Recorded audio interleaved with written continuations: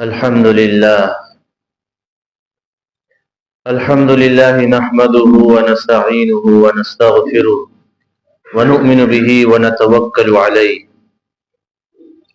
ونعوذ بالله من شرور أنفسنا ومن سيئات أعمالنا من يهده الله فلا مضل له ومن يضلله فلا هادي له ونشهد أن لا إله إلا الله وحده لا شريك له ونشهد أن سيدنا وسندنا وشفيعنا وحبيبنا ومولانا محمدا عبده ورسوله أما بعد قال الله تعالى في القرآن المجيد والفرقان الحميد أعوذ بالله من الشيطان الرجيم بسم الله الرحمن الرحيم يا بني آدم خذوا زينتكم عند كل مسجد نہا رسول اللہ صلی اللہ علیہ وسلم عن نقرة الغراب وافتراش السبع وأن يوتن الرجل المكان في المسجد كما يوتن البعير صدق اللہ العظیم۔ بزرگان محترم، عزیزان گرامی، دعا فرمائیں اللہ تعالی ذکر کردہ آیات اور حدیث پاک کی روشنی میں صحیح سچی بات کہنے کی توفیق عطا فرمائے اور عمل کرنے کی بھی توفیق عطا فرمائے۔ نماز دین اسلام کے بنیادی ارکان میں سے ایک اہم رکن ہے اور تمام عبادتوں میں سب سے اہم عبادت ہے۔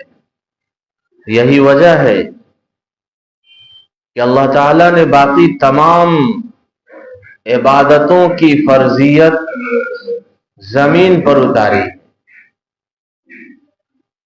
تمام عبادتوں کی فرضیت، مشروعیت زمین پر اتاری ہے، لیکن جب نماز کی باری آئی تو اللہ نے اپنے حبیب سرکار دو عالم صلی اللہ علیہ وسلم کو اپنے پاس بلا کر نماز کا تحفہ عطا فرمایا۔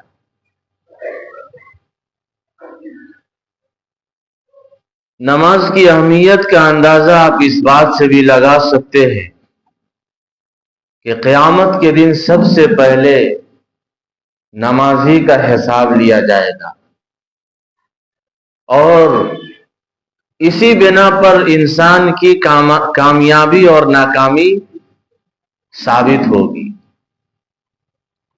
ایک تابعی ہے، وہ یہ بیان کرتے ہیں کہ میں مدینہ منورہ پہنچا اور دعا مانگی اللہ تعالیٰ سے کہ اے اللہ ہمیں نیک صالح دوست عطا فرما، اللہم ارزقنی جلیسا صالحا، کہ اللہ مجھے نیک صالح دوست عطا فرما۔ تو اللہ تعالیٰ نے حضرت ابو ہریرہ رضی اللہ تعالیٰ عنہ کی شکل میں دوست عطا فرما دی۔ تو انہوں نے حضرت ابو ہریرہ رضی اللہ تعالیٰ عنہ سے کہا کہ آپ مجھے کوئی ایسی حدیث بیان کریں جو براہ راست آپ نے رسول اللہ صلی اللہ علیہ وسلم سے سنی ہو۔ تو ابو ہریرہ رضی اللہ تعالیٰ عنہ نے وہ حدیث بیان فرمائی جس کے اندر آقا علیہ الصلوۃ والسلام نے فرمایا کہ قیامت کے دن سب سے پہلے نماز کا حساب لیا جائے گا۔ اگر نماز ٹھیک ٹھاک ہو گئی، نماز کے اندر گڑبڑی نہیں پیدا ہوئی، تو وہ انسان کامیاب ہو گیا، اور اگر نماز کے اندر گڑبڑی پائی گئی تو پھر وہ انسان ذلیل اور ناکام ہو جائے گا۔ دوسری روایت سے پتہ چلتا ہے آقا علیہ الصلوۃ والسلام نے فرمایا کہ قیامت کے دن سب سے پہلے نماز کا حساب لیا جائے گا۔ اگر نماز ٹھیک ٹھاک سے ادا کی گئی ہوگی تو باقی تمام اعمال کو درست تسلیم کر لیے جائیں گے۔ اگر نماز ٹھیک ٹھاک پڑھی گئی ہوگی تو جو دیگر عبادتیں ہیں ان عبادتوں کو صحیح درست تسلیم کر لیے جائیں گے، لیکن اگر نماز کے اندر گڑبڑی رہی تو باقی تمام اعمال کو بھی ردی قرار دے دیا جائے گا۔ میرے مسلمان بھائیوں بزرگوں، ہمیں اپنی نمازوں کی فکر کرنی چاہیے کہ کیا ہم یہ جو نماز پڑھ رہے ہیں، کیا یہ نماز رسول اللہ صلی اللہ علیہ وسلم کی تعلیمات اور آپ کے سنت کے مطابق نماز پڑھ رہے ہیں یا نہیں پڑھ رہے ہیں، یا منمانی طریقے سے نماز پڑھ رہے ہیں؟ یہ کب پتہ چلے گا؟ جب ہم اپنی نمازوں کا جائزہ لیں گے، ہم اپنی نمازوں کے بارے میں سوچیں گے کہ کیا ہم جو نماز ادا کر رہے ہیں، آیا یہ نماز صحیح طریقے سے پڑھ رہے ہیں یا غلط طریقے سے پڑھ رہے ہیں؟ محاسبہ کریں گے، تب ہماری نماز کی اصلاح ممکن ہے، ورنہ ممکن نہیں ہے۔ آج کے اس خطبہ جمعہ میں ہم جو نمازیوں کے نماز کے اندر جو غلطیاں ہوتی ہے ان غلطیوں کا تذکرہ کریں گے، اور ان غلطیوں کے بیان کرنے کا مقصد اصلاح ہے۔ ان غلطیوں کا ذکر کرنے کا مقصد یہ ہے کہ ہم اپنی نمازوں کو ٹھیک کر لیں، ہم اپنی نمازوں کو درست کر لیں۔ وہ غلطیاں، بہت ساری غلطیاں ہیں۔ بعض غلطیاں وہ ہے جو نمازی کے لباس سے متعلق ہے، بعض غلطیاں وہ ہے جو نمازی کے جائے نماز سے متعلق ہے، جس جگہ نمازی نماز پڑھ رہا ہے اس جگہ سے متعلق ہے، بعض غلطیاں وہ ہوتی ہے جو نماز کے اندر ہوتی ہے۔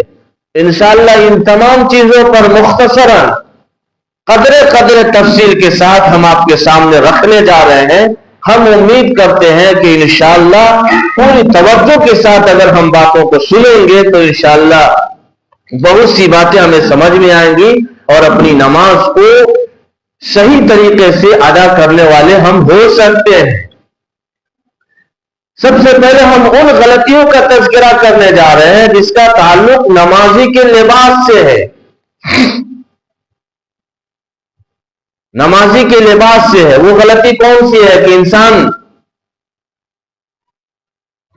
ٹائٹ لباس میں نماز پڑھ رہا ہے، اور ٹائٹ لباس کون سی ہے؟ وہ پینٹ ہے۔ اس کے اندر دو خرابیاں پائی جاتی ہے۔ یہ خرابی تو یہ ہے کہ اس میں غیروں کی مشابہت پائی جاتی ہے۔ یہ غیروں کی مشابہت والا عمل ہے، انگریزوں کا لباس ہے۔ ہم سب جانتے ہیں کہ ہمارے اس وطن عزیز پر انگریزوں نے حکومتیں کی ہے اور ہمارے اس ملک کو غلام بنا کر کے رکھا، لیکن ہمارے بزرگوں نے، علماء کرام نے اس ملک کو اپنی جانوں کا نذرانہ پیش کر کے اس ملک کو آزاد کرایا، اور انگریز اس ملک کو چھوڑ کر بھاگنے پر مجبور ہوئے، لیکن انہوں نے اپنے پیچھے اپنی ثقافت کا گند بھی چھوڑ کر کے چلے گئے، اور افسوس کی بات یہ ہے کہ مسلمانوں نے اسی کو اپنا لیا۔ دوسری خرابی جو پائی جاتی ہے وہ یہ کہ انسان کو شریعت نے حکم دیا ہے ستر کو ڈھانکنے کا۔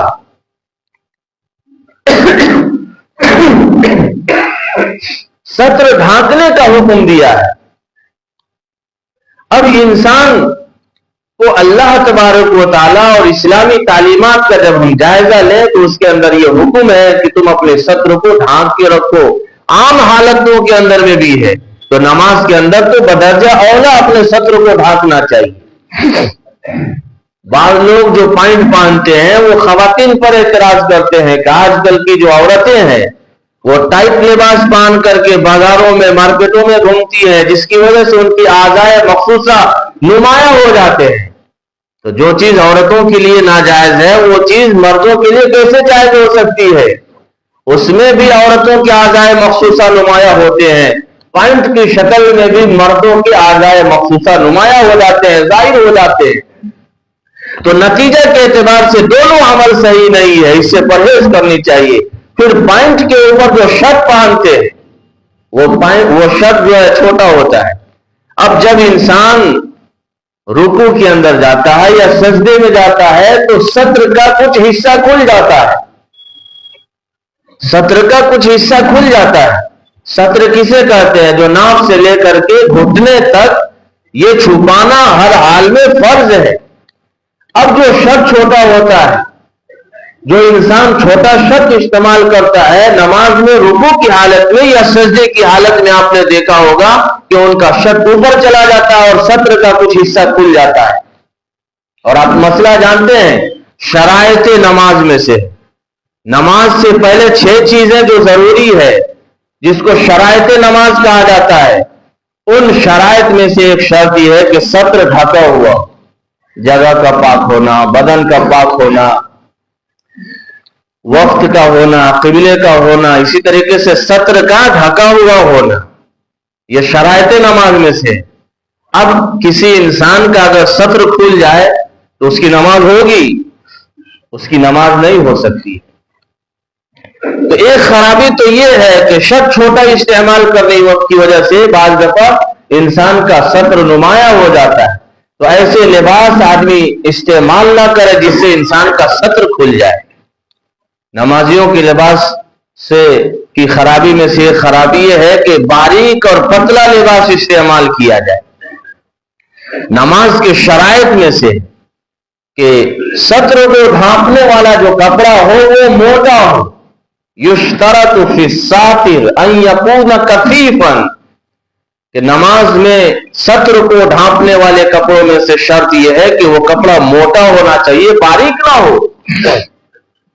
اور نمازیوں کے لباس سے متعلق تیسری چیز یہ ہے کہ گندے اور میلے کپڑوں میں انسان نماز پڑھتا ہے، ایک لباس کو 2 دن 4 دن ہفتے دن جو ہے استعمال کرتا ہے، خاص طور سے گرمیوں کے موسم میں پسینے کی بدبو آ رہی ہے کپڑے سے، لیکن وہ بندہ اتارنے کے لیے تیار نہیں ہے، بغل والے کو بھی تکلیف ہو رہی ہے اس کے پسینے سے، لیکن اس کو اس بات کا احساس نہیں ہے کہ اس کی وجہ سے ہمارے بھائی کو تکلیف ہو رہی ہے۔ قرآن پاک میں اللہ تبارک و تعالیٰ نے صریح انداز میں فرمایا، یا بنی آدم خذوا زینتکم عند کل مسجد، اے آدم کی اولاد، ہر مسجد میں نماز پڑھتے وقت اپنی زینت لے لیا کرو۔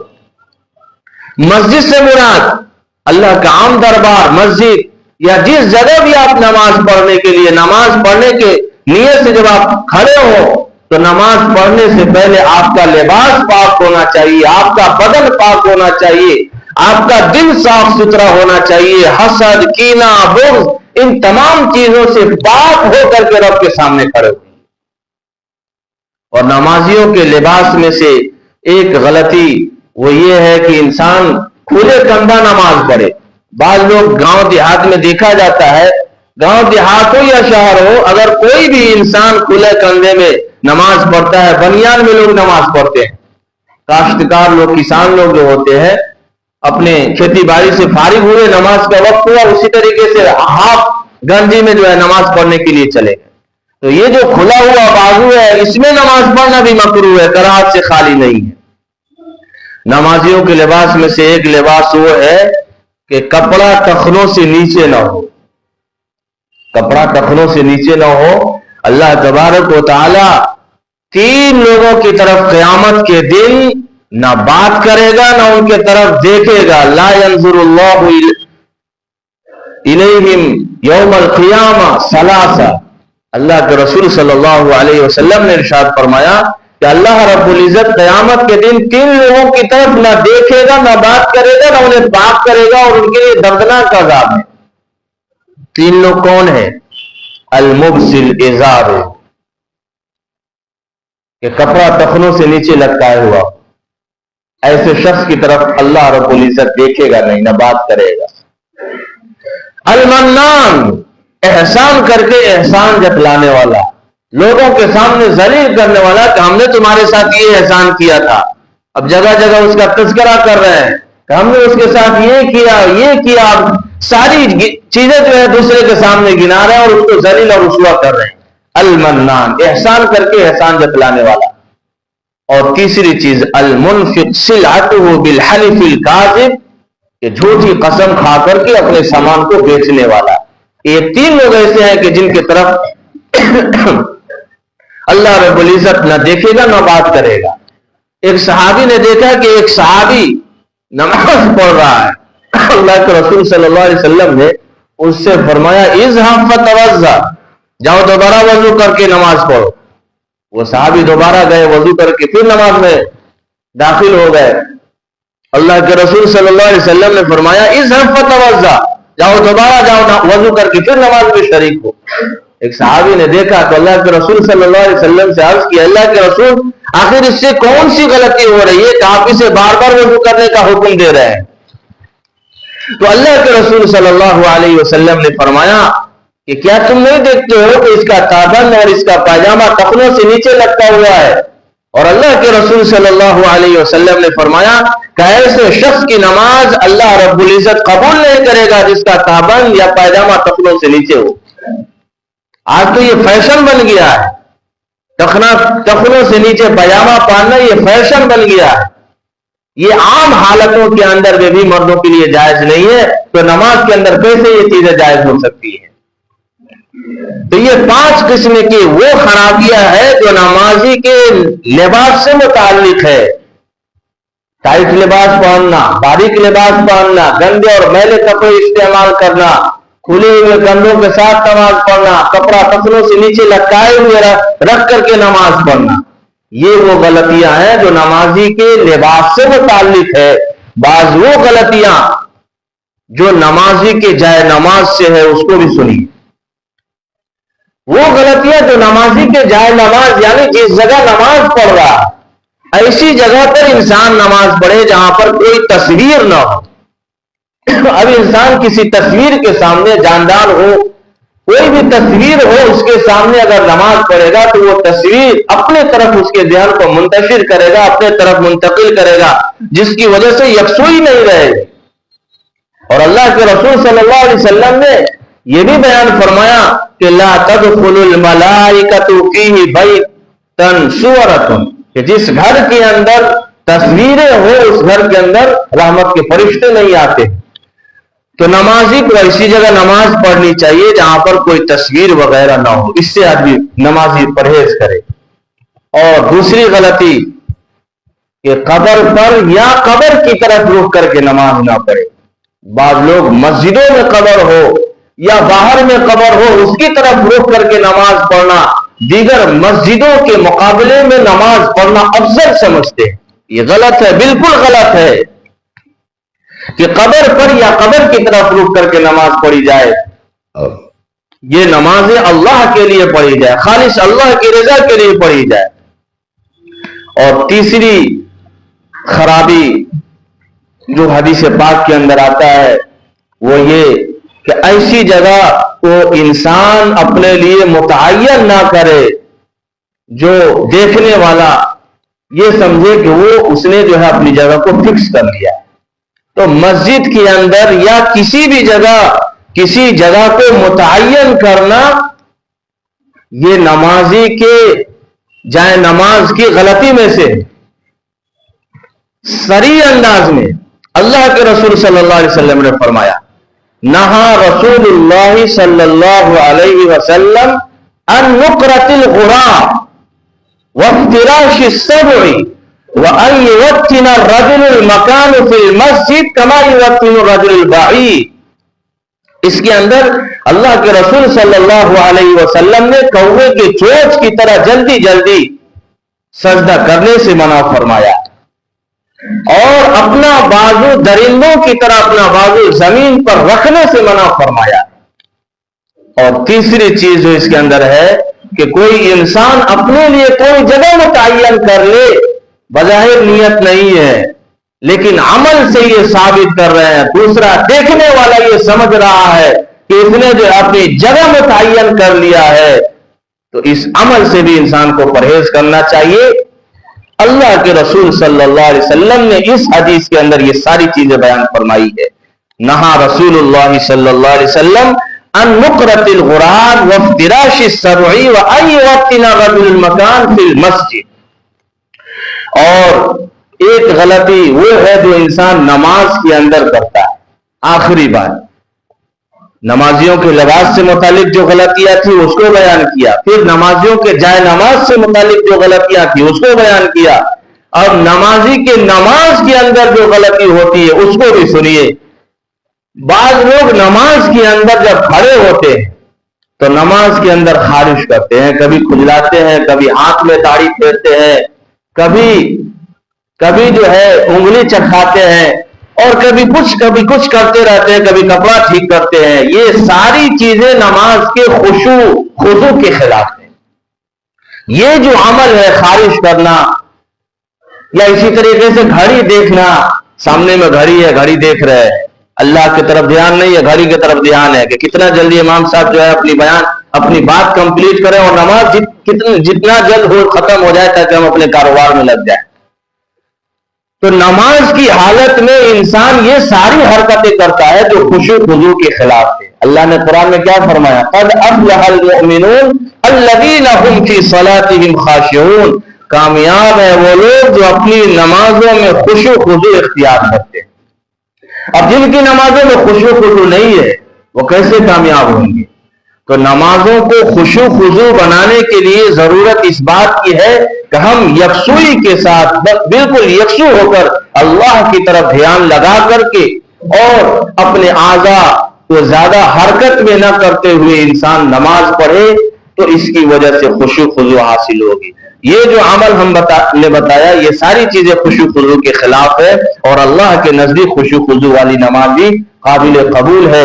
اللہ تبارک و تعالی سے دعا فرمائے کہ اللہ تعالی یہ جو سب سے افضل اور سب سے اہم عبادت ہے اس کو اچھے طریقے سے اور سنت نبوی کے مطابق اس کو ادا کرنے کی توفیق عطا فرمائے۔ ہم جماعت کی شکل میں پڑھے یا انفرادی طور پر نماز پڑھے، ہم جائزہ ضرور لیں کہ ہم جو نماز پڑھ رہے ہیں آیا یہ اللہ کے نزدیک ہمیں یہ نماز کامیابی دلائے گی یا نہیں دلائے گی۔ اسی پر سارے اعمال کا دار و مدار ہے۔ اللہ کے رسول صلی اللہ علیہ وسلم نے فرمایا کہ قیامت کے دن سب سے پہلے نماز کا حساب لیا جائے گا۔ اگر نماز کے اندر کامیابی ہو گئی تو دیگر تمام عبادتوں کو درست تسلیم کر لیا جائے گا۔ نماز کے اندر گڑبڑی پیدا ہوئی تو دیگر جتنے بھی اعمال صدقہ خیرات جو بھی ہے وہ سب کے سب ناکارہ اور بیکار ثابت ہو جائے گے۔ اللہ تعالی ہمیں صراط مستقیم پر چلنے کی توفیق عطا فرمائے اور سنت نبوی کے مطابق نماز پڑھنے کی توفیق عطا فرمائے۔ وآخر دعوانا الحمدللہ رب العالمین۔